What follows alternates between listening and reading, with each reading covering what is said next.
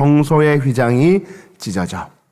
여러분, 많은 종교인들이요, 여러 종교가 있잖아요, 세상에. 그 종교인들이 자신의 그 어떤 성전, 자신의 그 어떤 공간을 자랑하고 또 위용을 과시하는 그 단체들이 참 많습니다. 그림 한번 보시면요, 어느 나라를 이렇게 가보면요, 멋지고 화려한 어떤 성전들이 많습니다. 제일 위에 그래서 여러분들 보실 때 왼쪽에 있는 것은 불교 사원이죠. 이번에 우리 태국 단계 선교를 가면 몇 군데 사원을 보게 될 겁니다. 태국은 불교의 나라죠. 가면요, 그 사원이 얼마나 화려하고 멋진지 모릅니다. 막 화려하죠.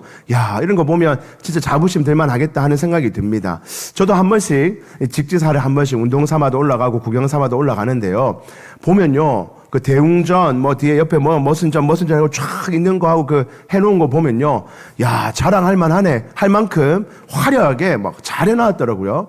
그런 종교를 막 자랑합니다. 우리의 성전은 이래 자랑하는 자들이 있죠. 그 옆에 있는 것은 이슬람 사원입니다. 몇 년 전에 완공된 이슬람 사원인데요, 화려합니다. 엄청난 자랑으로 많은 관객들이 오고 있고요. 그 밑에는 신전입니다. 신전. 과거 어떤 신전이고, 그 왼쪽에 있는 것은 또 성당입니다. 성당. 유명한 성당이죠. 저런 거 보면요, 저는 다 본 건 아니고요, 본 것도 몇 개 없지만 어디 여행을 가거나 어떤 데를 가보면, 다른 나라를 가보면 꼭 그런 신전, 어떤 성전, 어떤 종교의 어떤 건물을 한 번씩 보러 갑니다. 보면요, 야, 정말 화려하구나, 정말 멋지구나, 웅장하구나. 이 종교를 가진 사람, 이 종교를 믿는 사람 얼마나 막 큰 자부심을 가지고 있나 하는 생각을 해보게 됩니다. 이제 여러분 저를 보십시오. 여러분들은 어떻습니까? 여러분들은 이제 기독교의 부곡 강명교회 성도로서 우리 교회의 이 성전, 이 예배당을 자부심을 가지고 막 기쁜 마음으로 바라보십니까? 아니면 아유 부끄럽다 이런 마음입니까? 자부심을 가지고 계셔야죠. 우리 교회의 이 아름다운 모습을 보며 자부심을 가져요. 저도 한 번씩 저를 만나러 온 어떤 손님들, 어떤 목사님들도 오기도 하고, 어디서 오면요, 올라와 봐라. 올라오기 좀 힘들어서 그렇지, 올라왔다 하면 이래 좋은 데가 없다. 공기도 좋고, 배산, 임수는 없지만 물이 밑에 흐르고 있을 거 아니에요, 그죠? 얼마나 좋냐. 저 멀리 보면 저 앞에 산이 보이고 우리 김천 전망이 다 보이고, 이래 좋은 곳이 없다. 주차할 때도 많고 앉아서 놀 때도 많고 할 때도 많다. 그렇게 자부심이 들기는 합니다. 여러분, 그런데요, 여러분, 우리가 있는 이 예배당, 이 공간을요, 과거에는 성전 이렇게 많이 불렀는데요, 오늘 그 말씀을 가지고 한번 과연 성전이라는 게 뭔가, 그렇게 우리가 자랑하는 것이 건물, 그 어떤 공간, 거기서 자랑하는 것이 합당한가, 옳은가 하는 생각을 조금 나누어 보고자 합니다. 여러분, 지난주에 우리는 우리 예수님께서 죽으시는 장면을 보았습니다. 예수님이 죽으시는 그때 하나님 아버지는 침묵하셨습니다. 예수님이 죽기까지 아무 말씀을 하지 않으셨습니다. 아들의 고통을 몰라서가 아니라 아들의 억울함과 고통을 다 알고 계시지만, 그럼에도 하나님은 아들의 고통 앞에 침묵하셨지요. 하나님의 그 침묵 속에서 예수님은 마지막 힘을 다하여 절규하며 마지막으로 내뱉은 말이 엘리 엘리 라마 사박다니, 나의 하나님 나의 하나님 어찌하여 나를 버리십니까 하며 하나님 앞에 절규했습니다. 저 같으면, 제가 아버지였다면 그 절규 앞에 이때까지는 다 참고 있었더라도 마지막 그 절규 앞에서는 이제 그만, 우리 아들 그만하자 하고 건져냈을 것 같은데, 우리 하나님은 그 모든 절규를 들으시면서도 끝까지 침묵하시고 예수님이 결국 그 십자가 위에서 숨을 거두실 때까지 참으셨던 것입니다. 여러분, 그렇다면 과연 이 침묵은 아무런 의미가 없는 침묵이었을까요? 하나님은 과연 이 일에 아무 관심이 없으셔서 예수님 그 아들이 죽기까지 그냥 내버려 두신 것일까요? 끝내 예수님이 십자가 위에서 아버지의 침묵 가운데 운명하셨을 때, 그런데 그때 성전에서 놀라운 일이 일어납니다. 오늘 본문은 그 죽으시니라 그 다음 바로 그 절입니다. 38절입니다. 같이 한번 읽어봅시다. 시작. 이에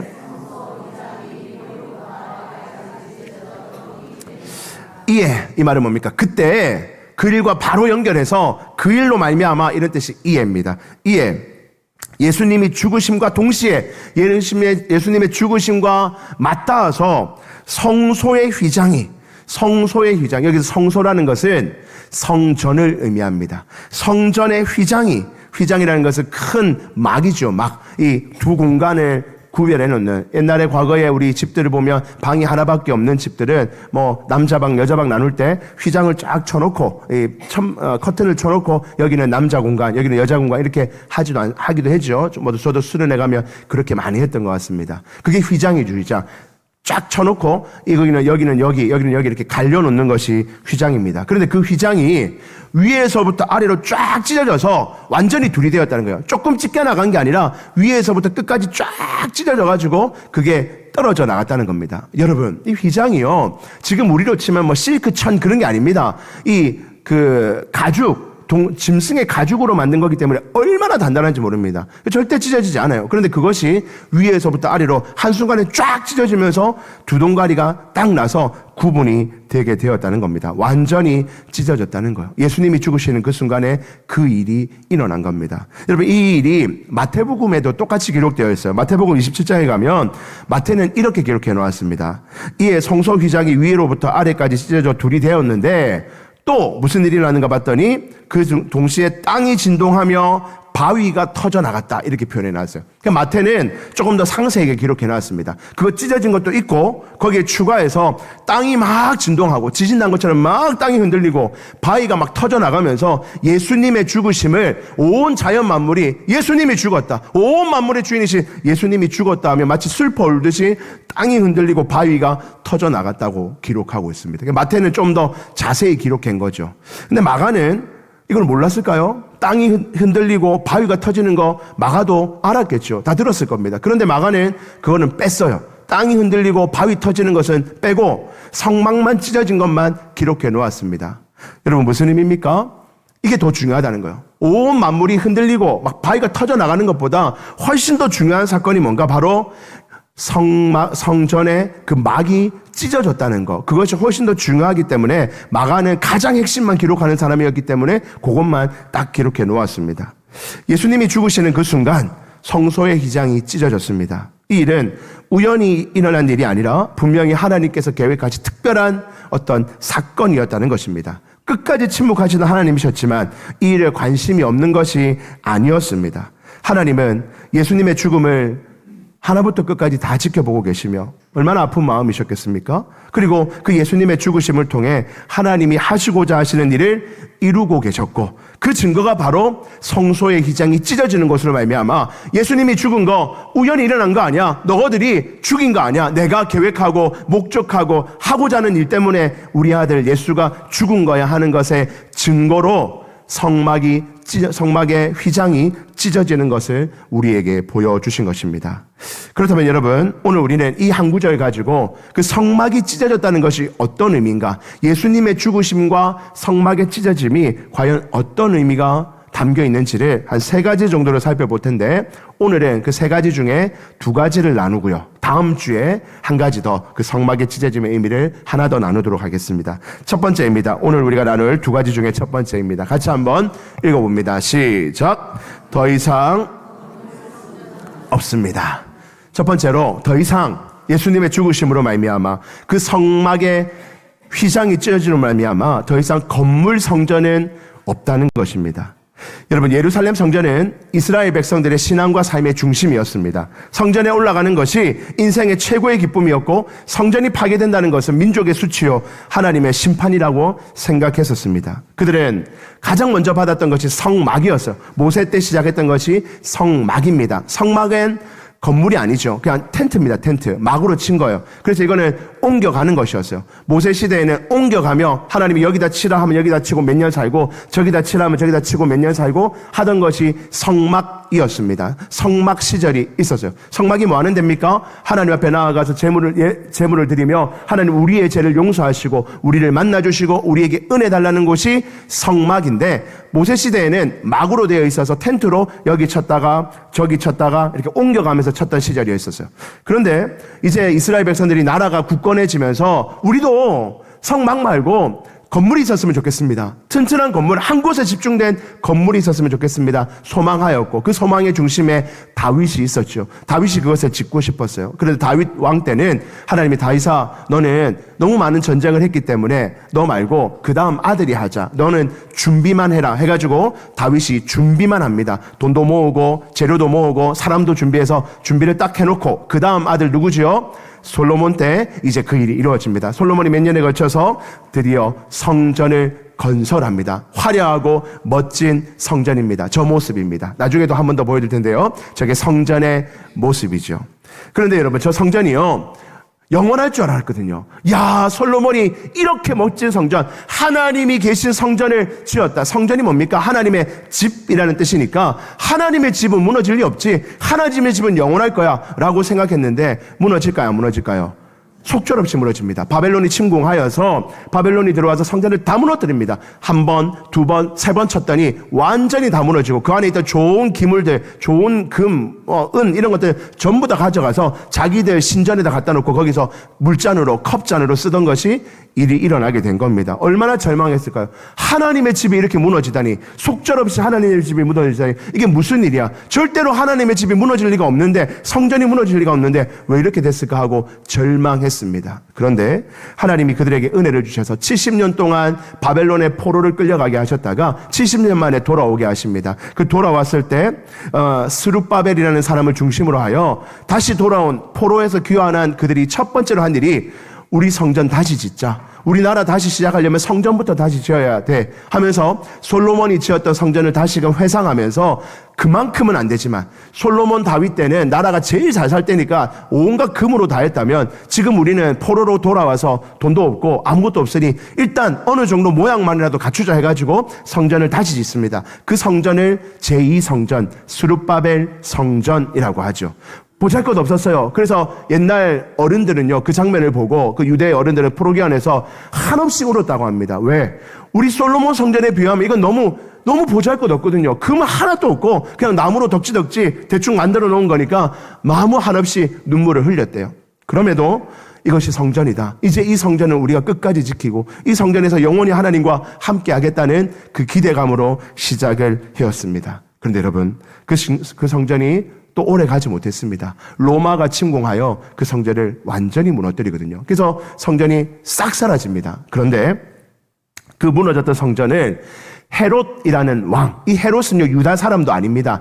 이둠의 사람이었어요. 에돔 사람이었다는 거예요. 근데 이 헤롯 왕, 당시 유대 땅을 다스리던 이 헤롯 왕이 유대인들을 다스리면서 유대인들이 뭘 제일 좋아하나, 우리가 이 통치하고 있는데 좋아하는 거 하나 해주자 싶었는데 그들의 마음에는 늘 성전 하나만 있으면 좋겠다, 다시 좀 성전 좀 세웠으면 좋겠다 하는 기대함이 있었거든요. 아, 성전 지어주면 이 유대인들 내 말 잘 듣겠네, 내 통치 잘 따르겠네 싶어서 내가 성전 멋지게 지어줄게, 너희들이 기대하는 것보다 이상으로 내가 멋있게 지어줄게 하면서 46년 동안 성전을 짓기 시작합니다. 그래서 아직 완공이 다 안 된 상태였어요. 46년 동안 계속해서 성전을 지어서 솔로몬 때보다 더 규모가 크고 더 화려하게 지은 성전이 바로 이 헤롯 성전, 예수님이 계시던 당시의 성전이 바로 이 제3성전 헤롯 성전이었던 것입니다. 그런데 여러분, 이렇게 성전의 역사가 흘러가면서요, 이렇게 성전의 모습이 왔는데요, 그 성전의 모습을 다시 한번 보여주시죠. 성전 모습 보여주시면요,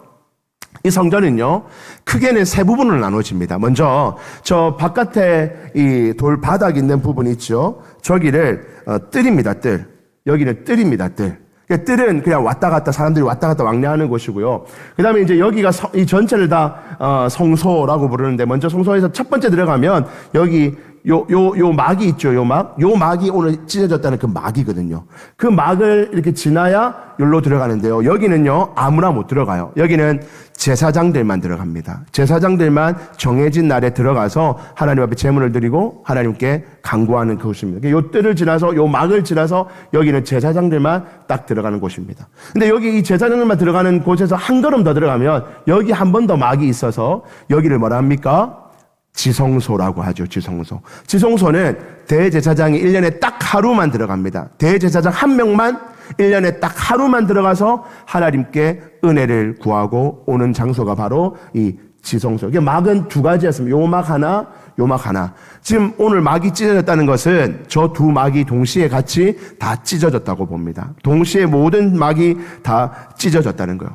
여러분, 저 그림에서 알 수 있듯이 여러분 저것이 어떤 의미가 담겨 있습니까? 여러분, 이 휘장은요, 이 뜰도 아무나 막 들어가는 건 아니겠죠. 이스라엘 백성 중에 여인들만 들어가는 뜰이 있고요. 요 바깥에는 이방인들도 오는 뜰이 있고, 요 앞에는 여인들만 오는 뜰이 있고, 요까지는 남자들만 오는 뜰입니다. 그러니까 다 구분이 다 되어 있어서 들어갈 수 있는 자격이라는 게 있어요. 저와 같이 예를 들면 제가 제사장이라면 목회자는 이까지만 들어가고, 그 중에서 대장 제사장은 마지막에 이까지 들어가는 거예요.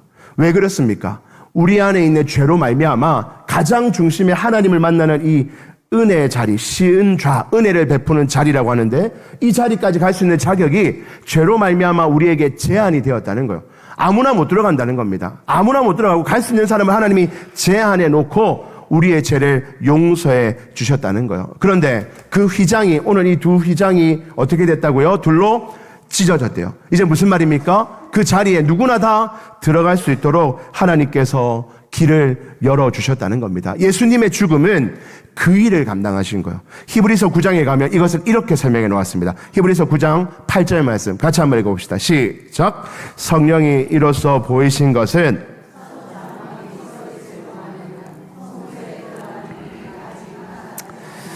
자, 성령님께서 우리에게 보여주신 것이 뭐냐면 봤더니 첫 장막이 있을 때 이 모세부터 시작한 이 헤롯 성전을 전체를 다 첫 장막인데, 그 첫 장막이 서 있을 동안에는 성소로 들어가는 길이, 아까 그 휘장을 뚫고 해서 지성소로 들어가는 길이 아직 뭐 했다고요? 나타나지 않았다고요. 아무에게나 다 들어갈 수 없었단 말입니다. 제사장들만, 대제사장만 들어갈 수 있었다는 말이에요. 그것이 있었던 시절이 있었다는 거예요. 그런데 그것을 히브리서 10장 20절에 예수님이 어떻게 했냐면요, 20절 같이 한번 읽읍시다. 시작.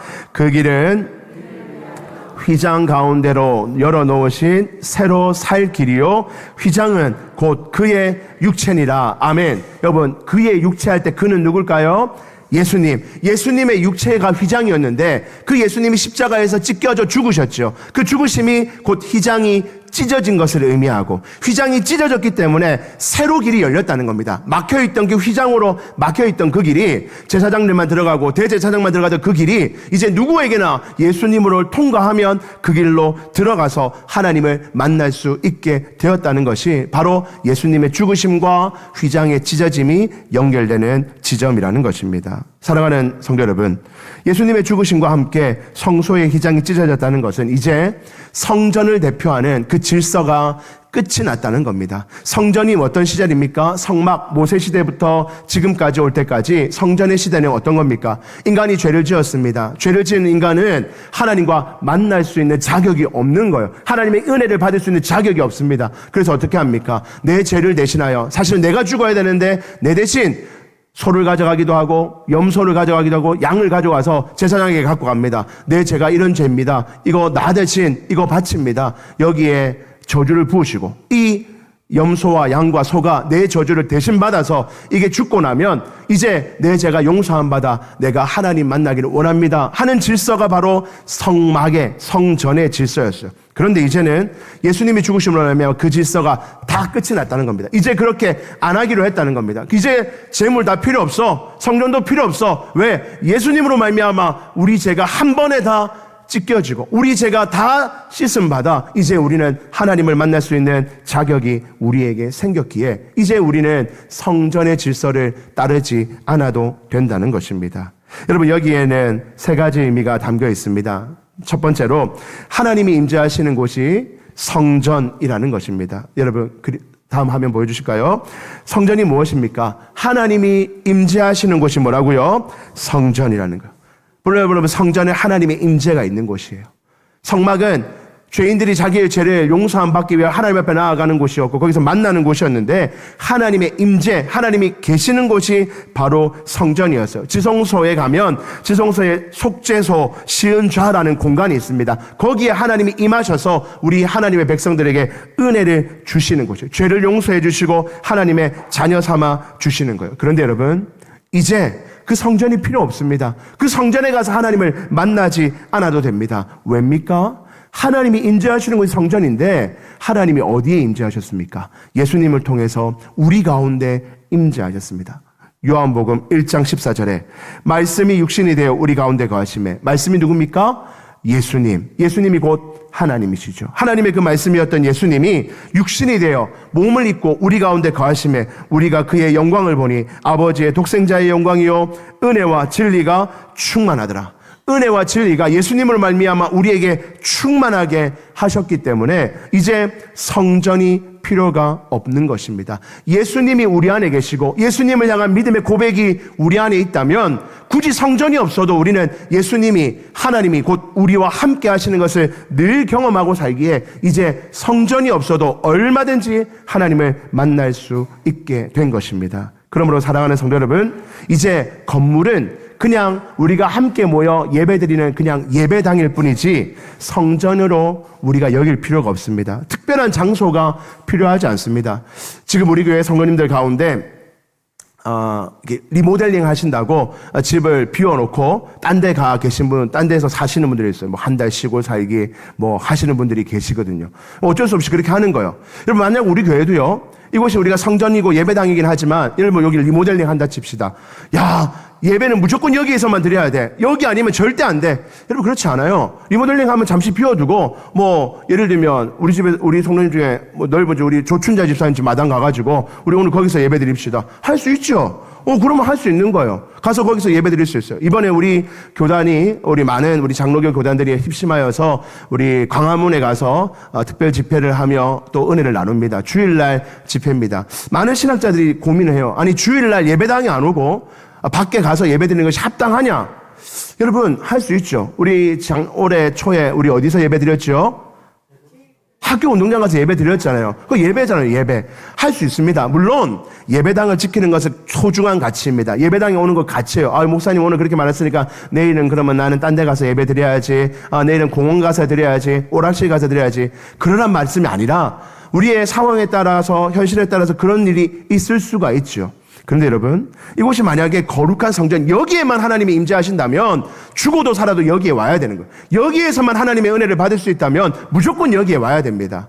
그러나 여러분, 이제 그 시대는 끝이 났어요. 우리가 진심으로 예수님을 주로 고백하며 하나님을 진심으로 만나기를 소망하고 하나님 앞에 간구하며 진정을 다해 예배를 드린다면 우리가 있는 어떤 곳에서든지 하나님을 만날 수 있는 줄 믿습니다. 예배당이 아니어도 괜찮습니다. 여러분들이 아파서 몇 주간 입원하십니까? 병실에 누워서도 요즘은 유튜브로도 예배가 송출되고 있고 또 여러 가지 방식으로 예배를 드릴 수 있죠. 병상에서도 하나님 앞에 간절히 예배할 때 하나님이 그곳이 성전 되게 하실 줄 믿습니다. 여러분들이 어떤 직장 때문에 어쩔 수 없이 간호사분들도 계시고 또 여러 가지 직장 때문에 주일날 예배당까지 못 오시는 분들도 있을 수 있습니다. 그분들 잠시라도 여러분들 예배하시기 바랍니다. 잠시 차에서라든지 점심시간이라든지 유튜브를 보면 다 예배할 수 있잖아요. 예배 드리시길 바랍니다. 진심으로 하나님 앞에, 하나님, 제가 사정상 어쩔 수 없이 이곳에서 예배 드리지만 이곳에 임재하여 달라고 기도하면 그 공간이 성전이 되는 줄 믿습니다. 이제 우리는 이곳을 예배당으로 부릅니다. 예배당으로서 우리는 소중히 여겨야 됩니다. 깨끗하게 여기고 거룩하고 경건한 장소로 만드는 것은 우리의 책임이죠. 그러나 이곳만이 성전이다. 이것이 우리의 성전이기에 이곳이 우리가 자랑할 곳이다. 우리의 자랑거리다. 우리의 믿음의 근본이다. 여러분, 그거 아니라는 거예요. 우리의 믿음의 근본은 우리 주님인 줄 믿고 주님을 신앙으로 고백할 때 여러분들이 계신 모든 것이 성전되게 될 줄 주님 이름으로 축복합니다. 두 번째로 여러분, 우리의 몸이 성전이라는 것입니다. 로마서 12장 1절에 가니까요, 이렇게 말해 놓았습니다.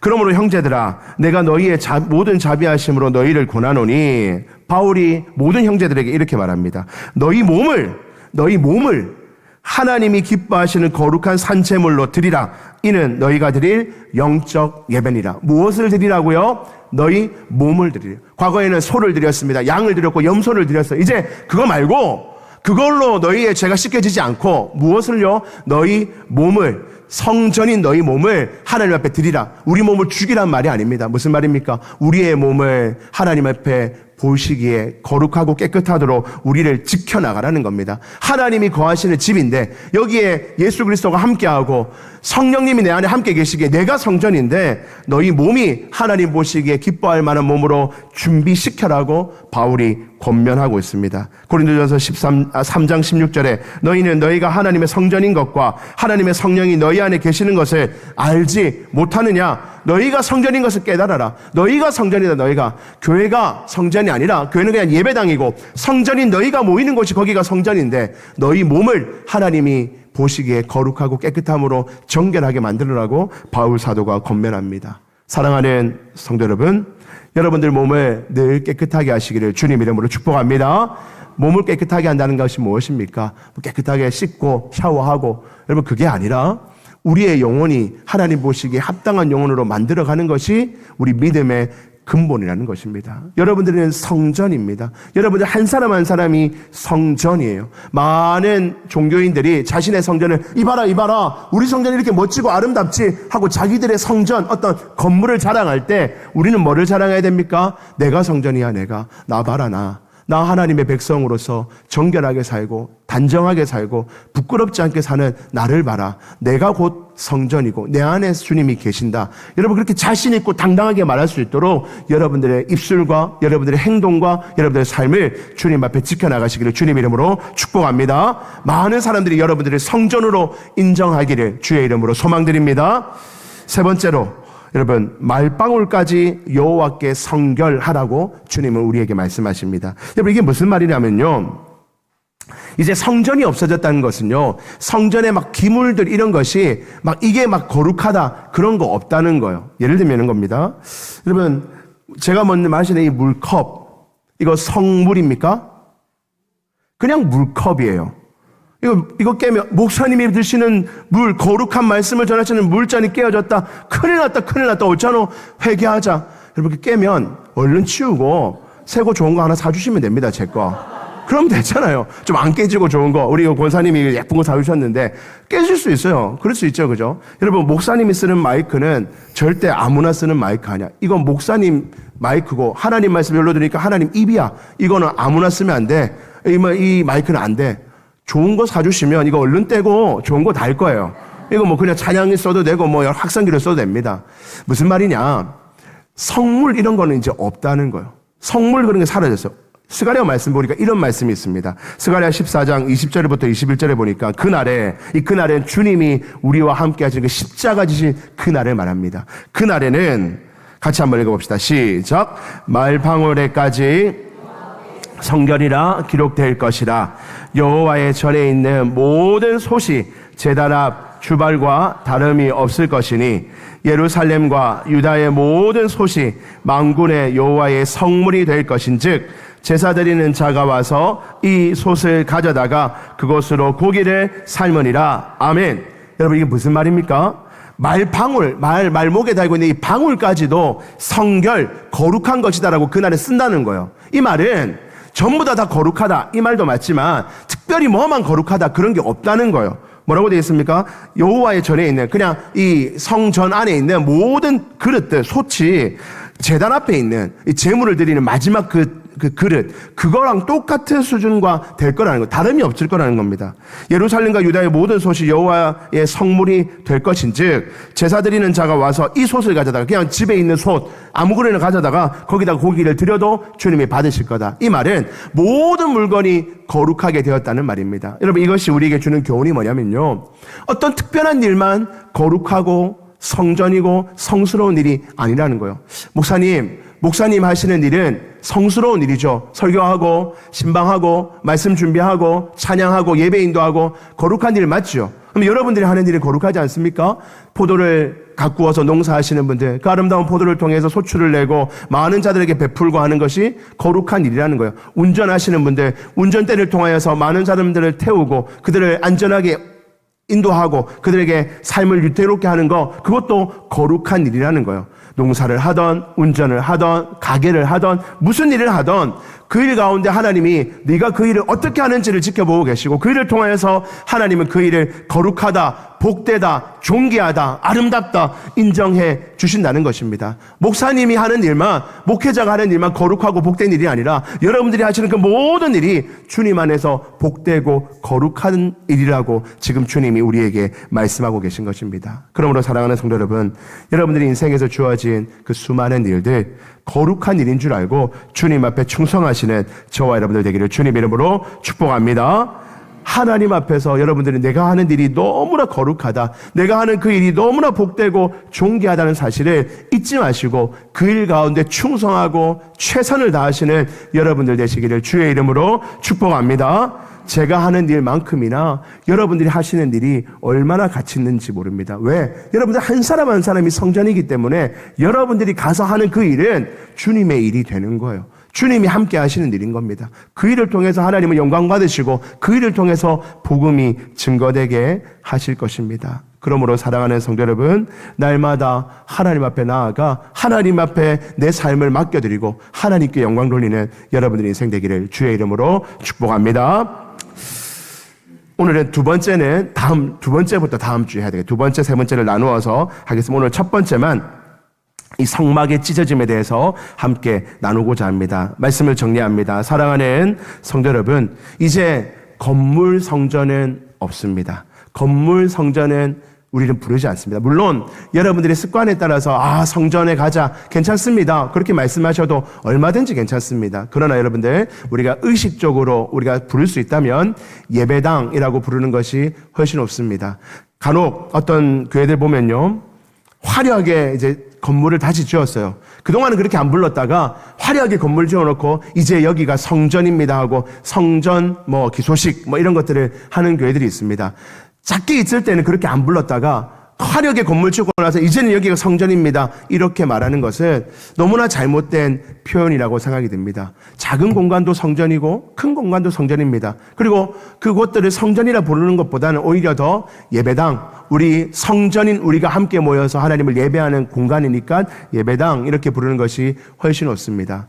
여러분, 왜 그렇습니까?